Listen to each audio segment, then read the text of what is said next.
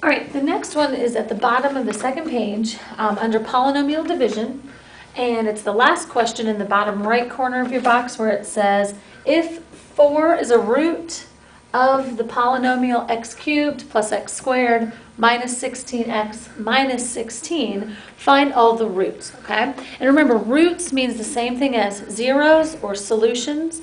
So, since we know that 4 is a solution, that means that when we set up our division, then we just use 4. We don't have to use its opposite.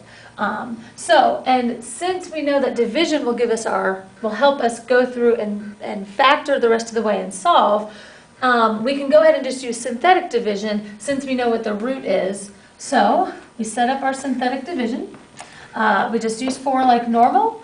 Make sure there aren't any missing terms, so the exponents go 3, 2, there's a 1 there, and then there's nothing there, so we're good with that. So we have our 1, our next one, a negative 16, and our negative 16. So bring down the 1, 4 times 1 is 4.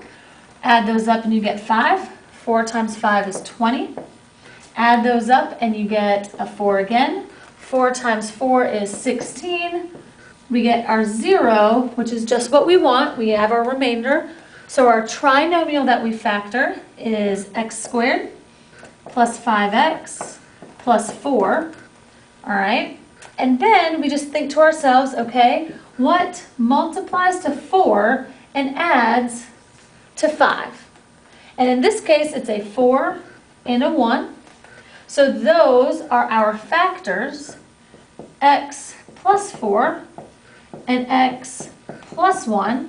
But since we're solving, since we actually want to find the roots, which are solutions, which means solving, that means each one of these equals 0. So our roots are the opposite of these. So since our factor is x plus 4, that means our root is a negative 4.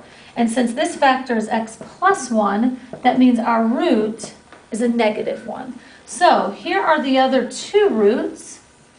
And the first root we had was a 4 from the beginning of the problem.